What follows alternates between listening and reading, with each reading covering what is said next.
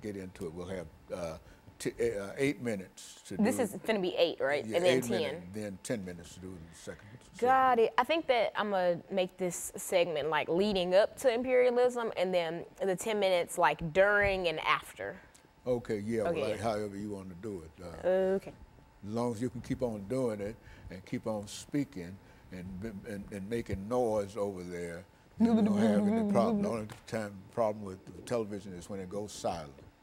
Nobody says anything.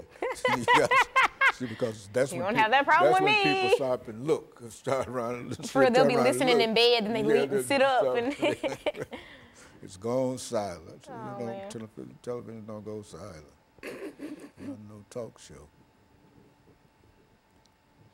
But I think this is a good show.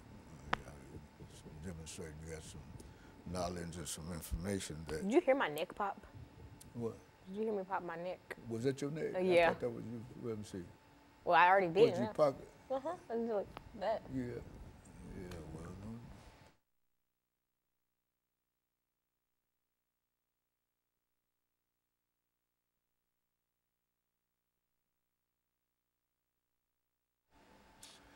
Thank you and welcome back to the second segment of the show for today. We're talking to Alana3, and she's giving us some information in reference to the impact of imperialism and colonialism on the African continent. And so, Alana, let's take this second segment to become involved with what we mean when we say what kind of impacts are we talking about and what were the consequences of all of this activity and et cetera. Speak from that perspective. To fully understand the effects of colonialism and imperialism in Africa, we must study what imperialism and colonialism is and what made it unique to what happened to Africa. So in the last segment, I talked about how imperialism and colonialism are not interchangeable, though most people believe that they are. In imperialism, the Webster definition for imperialism is when a larger country takes control of a smaller country because they're less powerful. And whatever the larger the mother country does is up to the mother country. And we see that in effects in like early colonial United States, Jamestown, etc. But what happened to Africa is much different than what happened in North America because the United States ended up becoming an empire. We see during this new imperialism period, the late 19th century to the early 20th, in the United States around this time, we were experiencing the Industrial Revolution. America was on a high. We were bringing in lots of money. There was new waves of immigration. Things were on the up and up for most Americans, but in Africa, things were totally different. The scramble for Africa is the term coined to describe how European countries were fighting and scrambling to carve out Africa and to make it into new colonies so that they could have power in Africa and so that Africa could feed their greed. Now, the scramble for Africa had 3 different categories that all made it come together. The first was economic.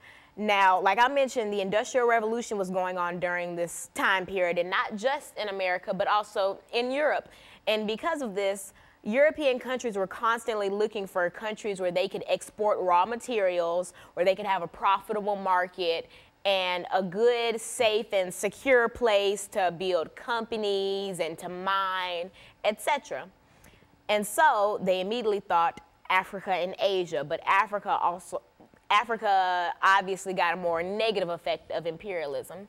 Now, after they figured out that Africa would be just such an economic boost, the political factors came into it. Now, some of the big European powers like Britain, France, Germany, Italy, etc., all of these countries were fighting for power. They all wanted to be the next big country, the next this, the next that. And one of the easiest ways to be able to do that is to conquer and colonize these African then tribes and ethnic groups. They weren't necessarily colonies or countries yet. Now, the last is social. Now, during the Industrial Revolution, things in Europe weren't always on the up and up like how I described they were in the United States. There was lots of social displacement from people in rural areas whose homes are now like mining towns or like factory towns. There was lots of unemployment and lots of homelessness.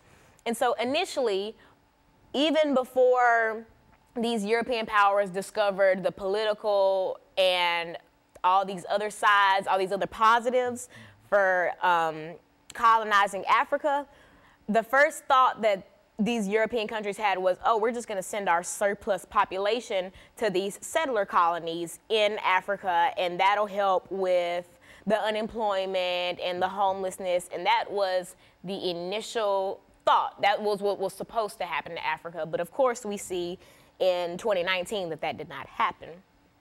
Now, German Chancellor Otto von Bismarck, he kind of knew that since the scramble for Africa was so intense that there would be conflict. And so his way to combat this conflict was to have the Berlin Convention. Now, representatives from all the European countries who would eventually go on to colonize Africa were represented, but there were no representatives from the African continent. And that's going to prove detrimental very, very soon. But in this convention, in this conference, the Berlin Act was birthed, and that basically was a guideline of how to rule the Africans, how to tame them, what to do, how to work with the natives, etc., and etc. But of course, it was not very accurate because there was no one from Africa present at this. And the biggest thing that came out of the Berlin Convention